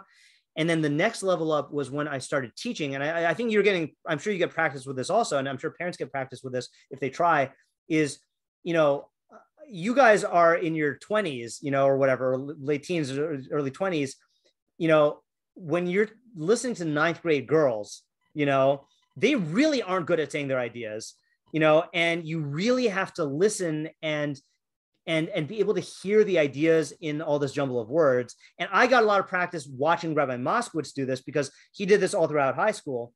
And the best person at this, in my opinion, with Rav Pesach, it's like telepathy. It's like people could say something that sounds totally devoid of any ideational content. And Rav Pesach, and I've seen Rebbe do this also. I've just seen Rav Pesach do it a lot more. It's like they're just hearing the ideas, or the funny example of this is, one of the most brilliant people I know of is Rabbi Yaakov Trachman. And it used to be, I don't know why, he had a really horrible phone. And so when he would call in to like shiur, none of us could understand anything he was saying. It would just sound like static crackling. And Rebbe would instantly know exactly what he was saying because you listen to the ideas. You're so attuned to listening to ideas that you can pick up on a very little signal and then intuit the rest, So that's another thing is just from like listening to ideas. And then I think the third thing for me is because I am into writing, then I think by writing. So part of it is an illusion. Part of it thinks like I'm getting it and like writing it down. No, I'm getting it by writing it down. I'm formulating it as I go. And the other thing also is you notice how, like, I know you made the joke earlier, but you notice how when I try to listen to you and I'm not sure that I'm getting it, I verbalize the fact. Please tell me if I'm projecting into what you're saying or if I'm missing something you're saying. I'm even in the act of like, it's not just like, I'm like, oh, look, I'm listening, pat myself on the back. I'm listening to my student. No, I'm constantly aware that I'm subject to this problem also. Like I might be just totally hijacking like the words that you use and then just saying my own idea. So it does require constant vigilance to like be a good listener, so I try, but then there's more to it also. I mean, I'll read this now just because we're on the topic of listening. I mean, I still have, let's see, is it here on my Substack? This is the level I'm aspiring to. I've been working on this one for years. I'd like to say I'm getting better, but I don't have any evidence of that. Okay, so this is an excerpt from Jiddu Krishnamurti on listening, okay? And this is one of the qualities of the 48 steps to acquiring Torah that's stated in Avos 6:6. Arlo, you have a question before that I read this? Or No, you can read it. I want to hear this. Okay, so he says, so this is from his collected writings, volume 7, page 213. So he says, how do you listen? Do you listen with your projections, through your ambitions, desires, fears, anxieties, through hearing only what you want to hear, only what will be satisfactory, what will gratify, what will give comfort, what will for the moment alleviate your suffering? If you listen through the screen of your desires, then you obviously listen to your own voice. You are listening to your own desires. And is there any other form of listening? Is it not important to find out how to listen, not only to what is being said, but to everything? Listening has importance only when one is not projecting one's own desires through which one listens. Can one put aside all these screens through which we listen and really listen? I want to read two more excerpts here. He says in another thing in volume 1561, Choiceless Awareness, the beauty of listening lies in being highly sensitive to everything about you, to the ugliness, to the dirt, to the squalor, to the poverty about you, and also to the dirt, to the disorder, the poverty of one's own being. When you are aware of both, then there is no effort. That is, when there is an awareness which is without choice, then there is no effort. And I think this is the last, two more excerpts. Volume 10 in Action, he says, listening itself is quite an art. Most of us never really listen. Therefore, we hear only partially. We hear the words that are spoken, but our minds are elsewhere, or our minds respond only to the meaning of the words. And this immediate response prevents us from hearing that which lies beyond the words. See, that's the quality I'm trying to get at, is beyond the words. So listening is an art, but if you can listen totally to what is being said, then in that very listening, you will find there's a liberation, because such listening is unpremeditated, uncalculated. It is an action of truth because your whole mind is there. Your whole attention is being given. If you listen without interpreting, without remembering a quotation from some old book or comparing all this with what you have read, then you will find that your own mind has undergone a really radical change. I have such a hard time with this, of being present when I'm listening to someone. I always am trying to think of my own stuff and my own things to say and preparing my own response. And, it's extremely hard. And then, sorry, there's so many good things here. I thought I had, okay, there's too many more excerpts. I'll post this in the chat also. Wow. I really, I did a deep dive on Krishnamurti there. Yeah. Ariel? Okay. Yeah, definitely send this to us also. That's, like, okay. And I think, like, I want to give one more example of this, because I think I think this kind of would really apply to most of us here, or all of us. Yeah, like in learning, right? We have our own ideas, and like for us to hear criticism on the idea, especially when you've worked so many hours and maybe even years on it, it's really hurtful. Yeah, that's the best kind of hurt. I for instance, I came up with this great, I think it's a great idea on Vayakam el Achadash with Paro. Yeah. And then, like, a few years later, when I was learning with Rabbi Gober, he's like, that makes no sense whatsoever. Yeah. And then he shared with me his his reasoning for it. And I just couldn't believe it. I could, like, at the time when I'm listening, I'm like, no way. Like, don't even tell me this. I don't want to hear it, because, like, I reviewed it with so many people. Like, I don't even want to listen to you. Yeah. But so that's really challenging. So but like a few hours later, like, I calmed down and, like, fine, like, I heard him out and we hashed it out. But, I mean, sorry,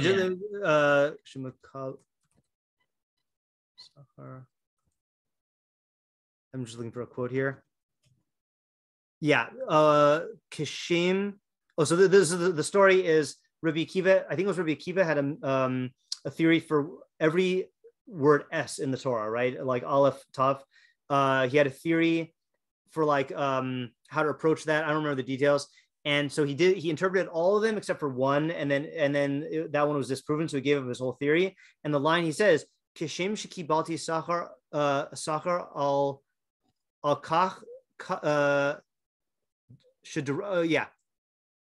All right, the pithy way I heard this said was kishem shekibalti sachar al hadrisha kach kibalti sachar al haprisha. Just like I got a reward for the interpretation and for the expounding, so too I got reward for the separation from the theory. Like that's part of the seeking of truth also. Yeah.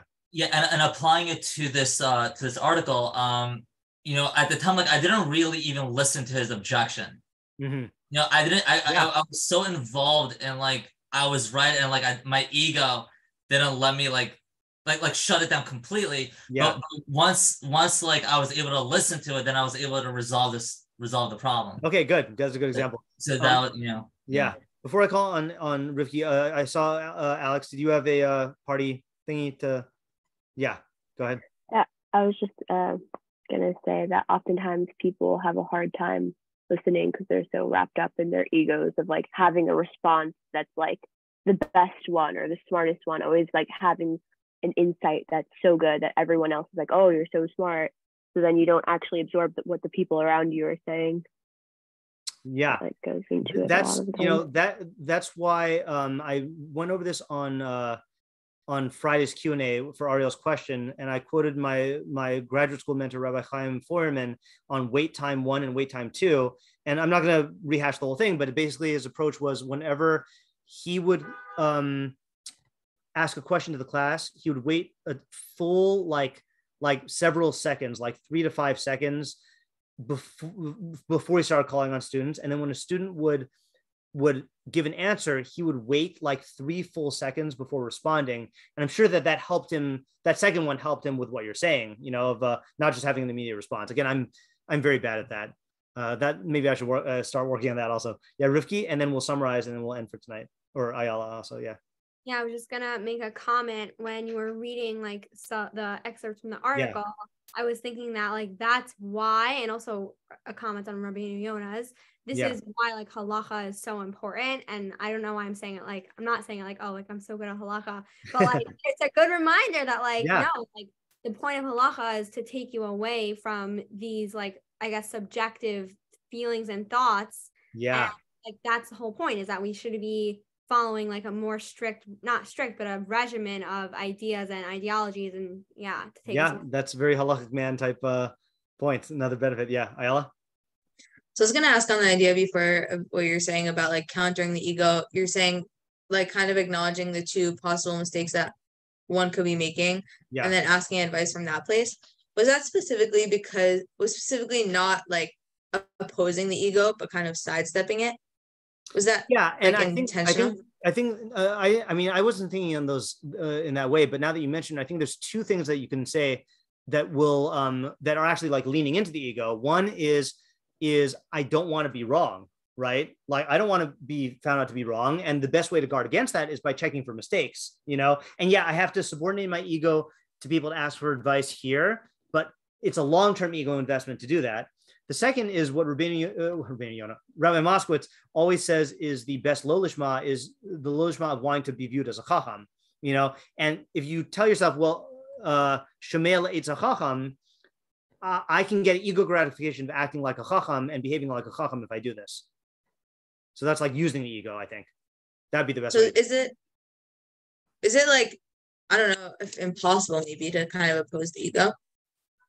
Yeah, that's what I would say. That's what I'm inclined to say. Well then. Yeah, that's why using the ego is the best way to do it. But it's a fearsome beast. So it's a snake. You gotta be careful with it. Yeah, Chizkiyahu? Yeah, question, but really quick to that, I was gonna say I've read a lot of books on this topic. And that's exactly what they say is like one of the most egoic things you can do is try to act as if you're opposing the ego. Because it's the whole combative, like it doesn't like that. No, well, it's masquerading. You think that you're going against your ego, but that's actually your ego itself. Oh, right, that's true. That. Yeah. Can we meet it up for like 5 seconds? We don't have to explore. I just really would love to know just the translation. There's nothing else. Okay, sure. He, it's going to be a little bit of a letdown because he doesn't really go into the elaborate on the darkness. Or he says, but I love how you verbify the me'iri. Okay. He'ara al kabbalas hatochachas. This is a advice on accepting rebuke. Sheyishma la'atas hamochichav. You should listen to the advice of your rebukers. Ki derech ha'evil yashar be'einav. The way of the Eveel is straight in his eyes. Lios hateva nimshach achar hadraim ha'ahubi metzlo. Because a person's instinctual nature is drawn after things that are beloved to him, like we explained. V'yisane hatochachas, and he will hate rebuke. V'yishtakea b'masav, he'll become entrenched in his actions. V'yuchal od lihimalet nafsho mirohan hagason. He will not be able to extricate his soul from his bad behavior. V'chachmei musar amru. Oh, I thought, Ariel, I thought of you when I read this line. Ani ohev mi shiodini mumi. I love those who make known to me my blemishes. I don't. Wait, why did you think of me when? Because you're always asking people to rebuke you and to tell you what your blemishes are. Okay. Yeah, I'm complimenting you. Klomar, meaning to say, shehahoda b'davar shuhu ra hu chati atochachas. Informing someone that something is bad is half of the rebuke. The other half is saying why it's bad or what to do, I guess. Ubal ha'eta kishira es ha'evil shedarchu yashar beinav. An advice giver, when he sees that the Eveel, whose way is straight in his eyes, Yodiehu shu derech rav yochichehu yasirehu lintos mimeno. Sorry, hold on a second. My watch is going off because the Omer. He will make known to him his bad path and will rebuke him and will warn him to swerve from it. I don't know why he's saying you should rebuke the Eveel. That doesn't seem like Mishleic policy. Okay, now here's the derech nister, the metaphorical one. Kara hanimshach achar hamisnagdim alenu besodos haTorah Eveel. So this is calling people who are who oppose us regarding the sodos haTorah. Now I think sodos haTorah in Meirian language, I believe, either refers to the esoteric like ideas of Torah, or it means the ideas of Torah that cannot be known through rational inquiry, like things that you can only know through nevuah, like hashgacha pratis and reward and punishment, and nevuah and stuff like that. So it's calling that person an Eveel. Okay, and this is similar to the Malbim's approach because he says Eveel. The Malbim is alone on this. He translates Eveel as coming from the same shorish as ulai, maybe. So he translates an Eveel as a skeptic, as a not a healthy skeptic, a philosophical skeptic who just like just is always like questioning everything and refusing to accept stuff. So he says, "V'shemei la'etza chacham." One who listens to counsel is a chacham. V'etza stam romis la'atzas Hashem. And etza unqualified means the counsel of Hashem. So that's answering the question of why doesn't it say good advice? Because he's saying it's alluding to the fact that it's the counsel of advice. It's the counsel of Hashem. V'hi takum, the counsel of Hashem will be the one that prevails. Kiyum darchei Torah, which is the ways of fulfilling Torah. So he's learning this as a mashal for how to relate to Torah, saying that the path of the Eveel is straight in his eyes, and therefore he and that's what causes him to be critical of the principles of Torah, whatever these sodos are, and the Chacham will listen to the advice of Hashem and he'll follow it, presumably even if it doesn't make sense to him, because he knows that Hashem has the correct, Hashem's counsel will prevail.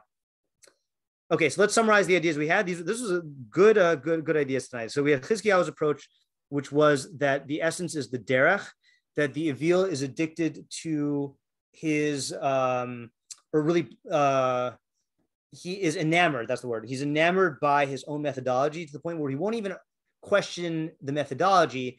And even if he sees that particular decisions are going wrong, then he'll most of the time blame other factors, but sometimes blame the particular situation, or his judgment, but not the derech. He doesn't question his derech.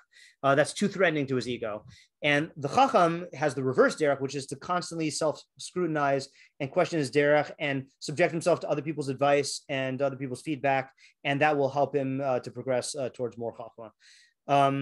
And Ariel added the thing that the Eveel feels that he himself is the solution to all the problems. And the Chacham doesn't attach any quality like that to himself. He's just focused on each individual question.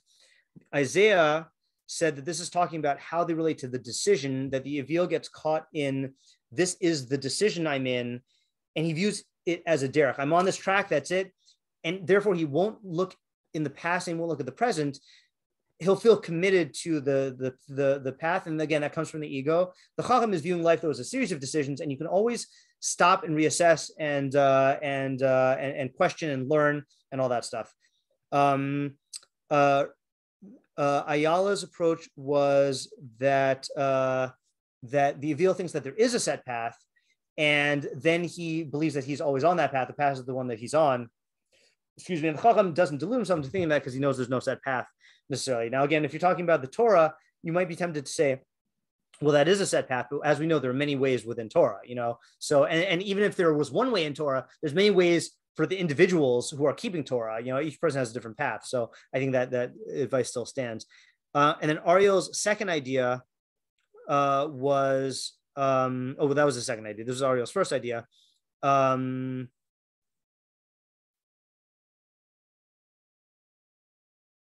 Yeah, I'm not going to try to summarize this one, just because I feel like I don't see the integrity to the whole idea yet, and the other one was good. Rבינו Yona's idea, according to me, had to do with the fact that there are two ways you can make mistakes: is intellectual mistakes or emotional mistakes, and advice helps you in both of them. Advice helps you with the spotting factors that you're missing or finding holes in your thinking, and it helps you, like the Sefer Chukah was saying, that the other person doesn't have your emotions, so they don't have your biases. And the reason why the Eveel doesn't do that is because he believes that reality will conform to his view. And the Chacham realizes that reality is the objective one, and I need to align myself with that.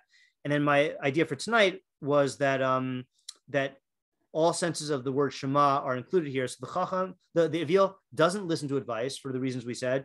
If he listens, he can't understand. His ego will warp the advice or cause him to misunderstand it. And even if he follows it, he won't be able to implement it. Or if he'll implement it in a half-hearted way. It's not going to be fully into it, and it's going to get bad results. Whereas the Chacham does all three the opposite way. He listens, that allows him to understand, and then that humility allows him to follow. Okay, very good. We came up with nice new ideas. I'm glad to see that that it wasn't as obvious as I thought. Very, very good. Yeah, it was really good pasuk. Yeah, very nice pasuk. Very, very good basic Mishlei pasuk. I think if you want to flag ones that are good to introduce people to the Mishlei Fool and Chacham, this is a pretty good one, I think. Yeah, this wasn't so pasha. No, it was not so pasha. No. Okay, good. I will try to remember to right now post in the Mishlei chat. What were the three things? The Christian Moody article was the second one. Oh, the transcript was the first one. And then there was the Tim Urban thing I was trying to find. Yeah. Okay. Have a good night, everyone. Thanks for coming. Good night. Thank you.